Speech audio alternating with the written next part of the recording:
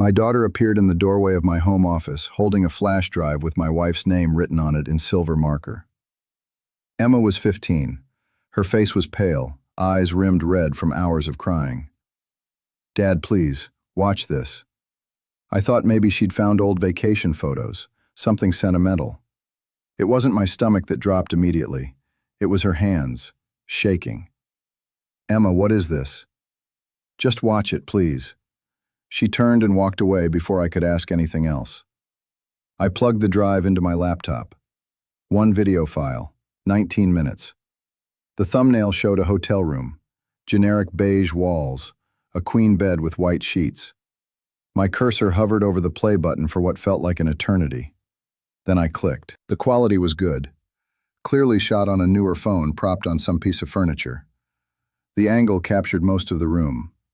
I recognized my wife Claire immediately, her auburn hair falling past her shoulders as she laughed at something off camera.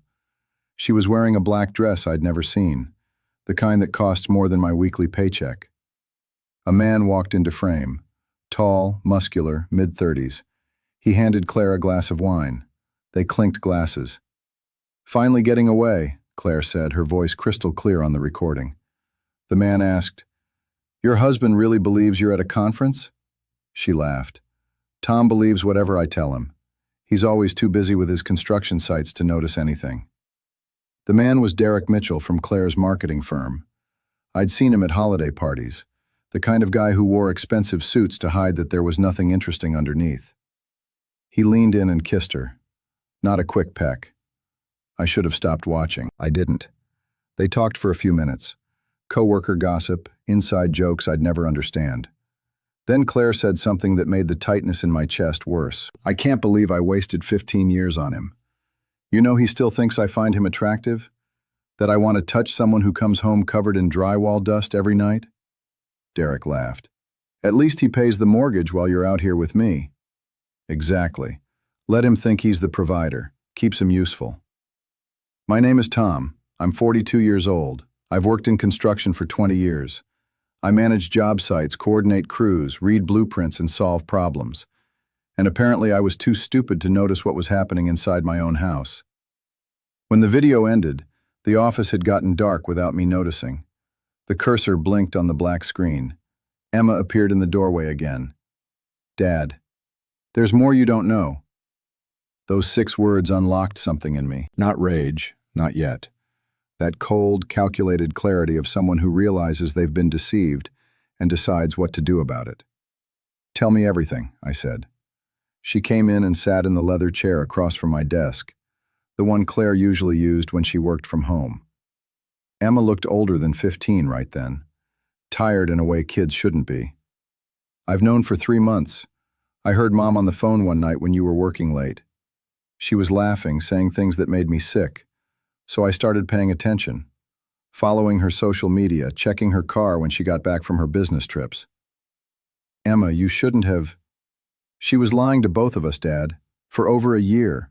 I found receipts in her purse, hotels, restaurants, lingerie from places she'd never normally shop. Then last month I saw her with him, Derek, at that Italian place downtown, the expensive one. I took photos." She showed me her phone. Claire and Derek at a candlelit table, holding hands across the tablecloth. Claire wearing another dress I'd never seen, laughing at something he said. The timestamps matched dates when Claire had told me she was working late or meeting clients. "The video?" I asked. "I followed them to the hotel last week, watched them go in together. I knew which room because I saw the number when the door opened. I told the cleaning lady I was Derek's daughter, that he'd left his medication in the room and I needed to grab it quick. She let me in before they got back from dinner. I set up my phone behind the clock on the dresser, started recording, and left. My 15-year-old daughter had run a better surveillance operation than most private investigators. "Emma, I'm sorry you had to go through this." "I'm not sorry," she interrupted. Her voice was hard, adult. "She's been treating you like garbage for years and I'm tired of watching it. At dinner parties, she makes jokes about you being blue-collar like it's embarrassing. Her friends laugh. I've seen you pretend it doesn't hurt." She was right. Claire had a way of turning my job into a punchline. Tom the builder, Tom the handyman, Tom who gets dirty for a living. I'd learned to laugh along because fighting about it never helped. "What do you want me to do?" I asked. "I want you to stop being nice. Stop pretending everything's okay. She doesn't deserve you." I looked at my daughter, this fierce young woman who had inherited my stubbornness and her mother's intelligence. "Okay," I said, "but we do this smart. No yelling, no drama, no giving her ammunition to paint me as the bad guy. Can you do that?" "I've been doing it for 3 months already." That night, Claire came home around 9. She dropped her designer purse on the kitchen counter and kicked off her heels. God, what a day. The Anderson account is driving me crazy. Their creative director is completely incompetent. Derek finally lost his temper and told him off. It was actually kind of impressive. She dropped his name into casual conversation like it meant nothing. "Sounds stressful," I said, my back to her, making coffee. "Exhausted. I'm going to shower and go to bed." She walked past me without kissing me. "Good night," without touching me at all, just disappeared upstairs. I stood in the kitchen holding 2 coffee mugs. I didn't sleep that night. I lay next to Claire in our bed, watching her chest rise and fall, wondering how many nights she'd fallen asleep thinking about him. The next morning I started making calls.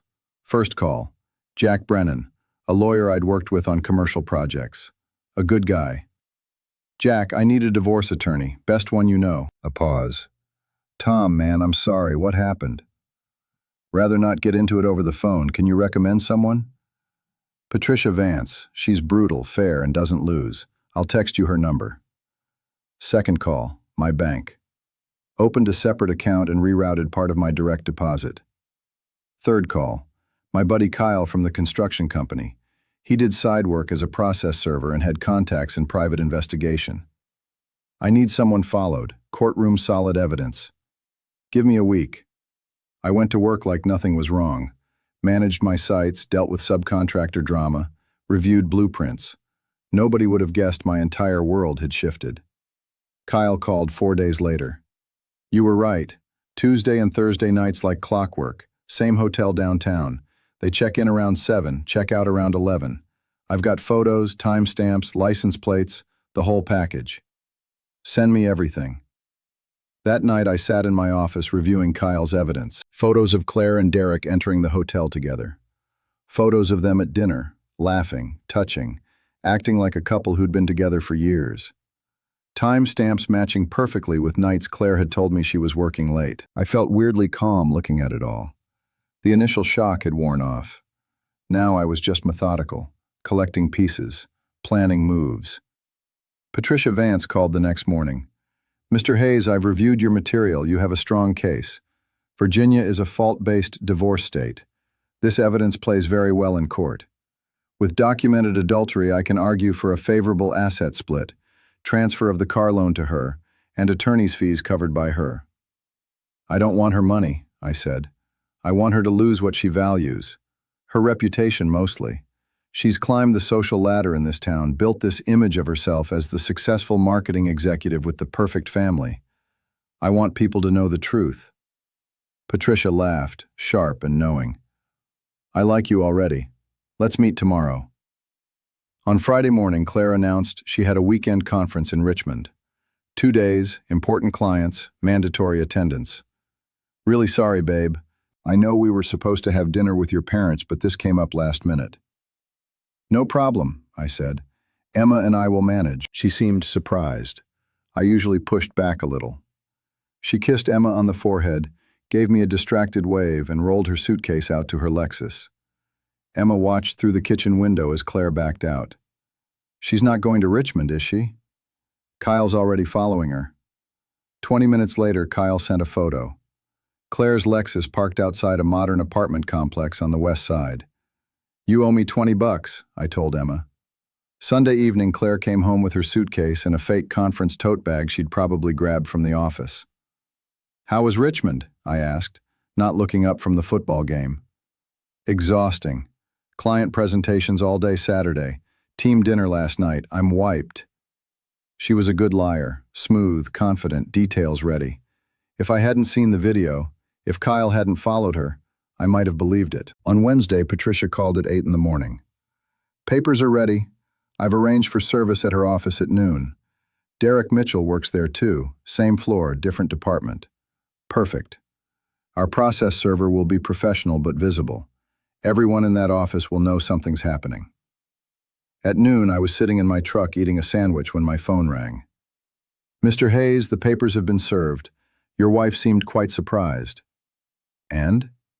She turned very pale, asked to speak privately with our server. She declined.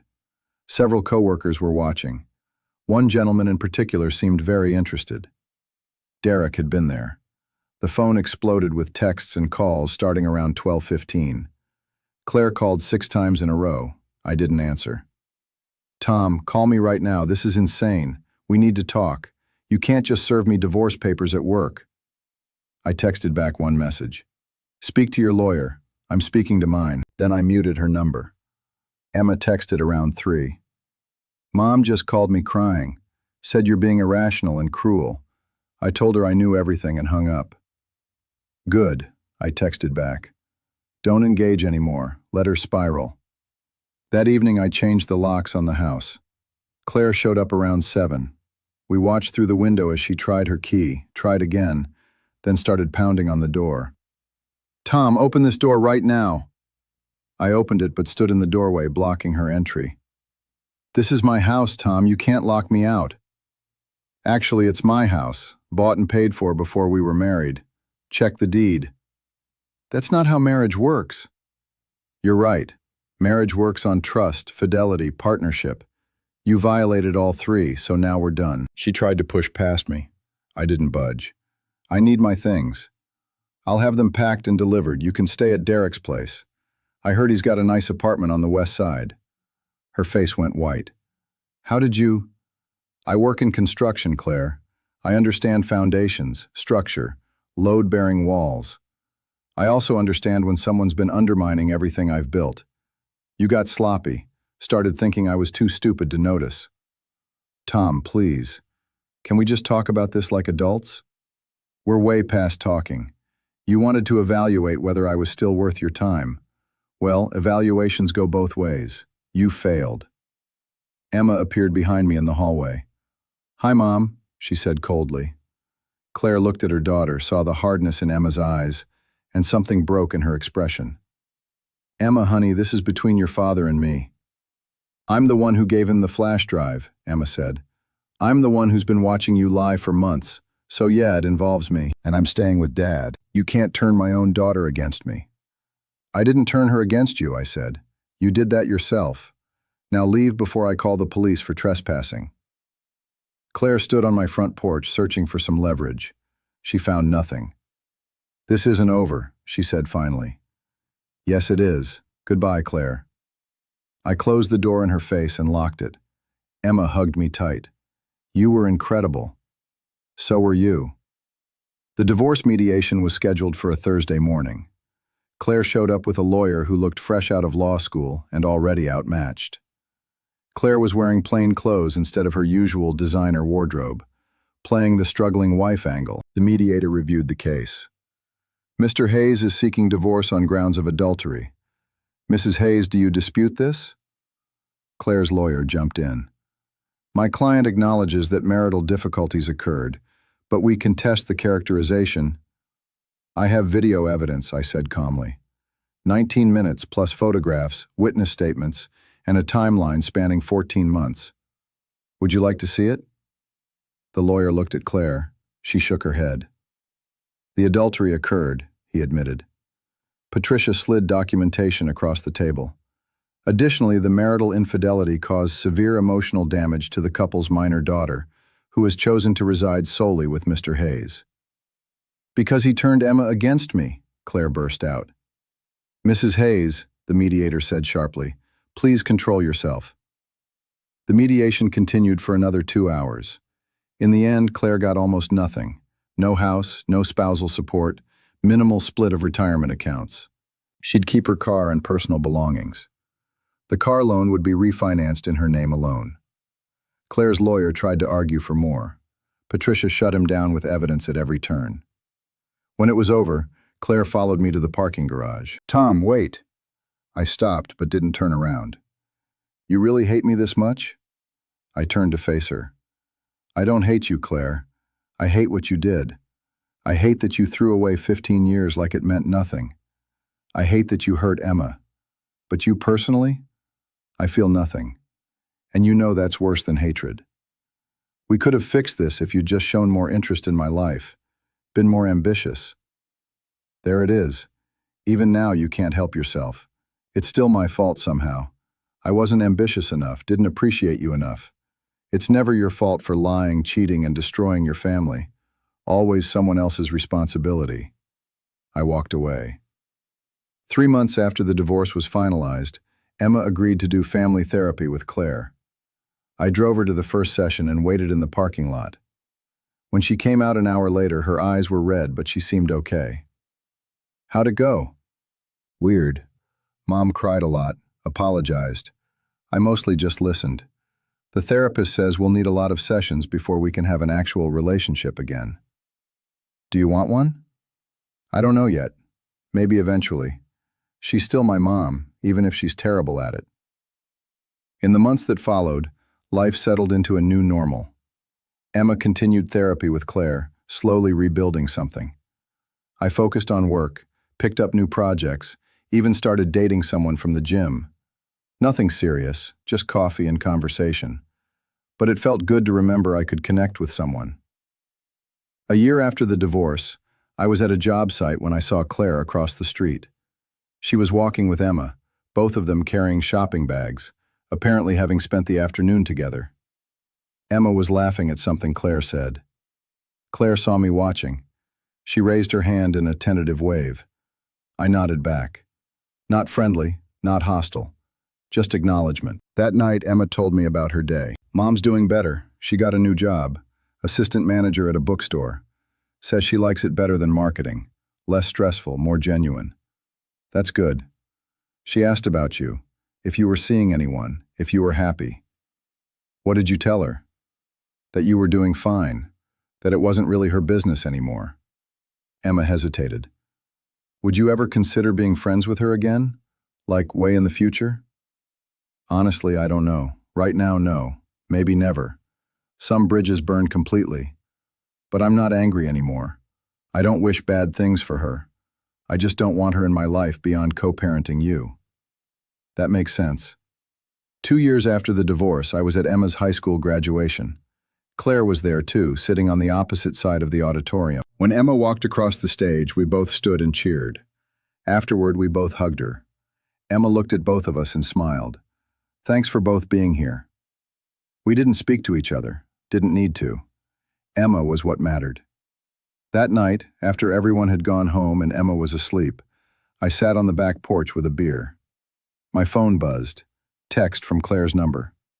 I'm sorry for everything. I know that doesn't fix anything, but I needed to say it. Tell Emma I love her. I stared at the message for a moment. Then I typed back, You're welcome. That was all. No warmth, no forgiveness, no rekindling of anything. Just acknowledgement.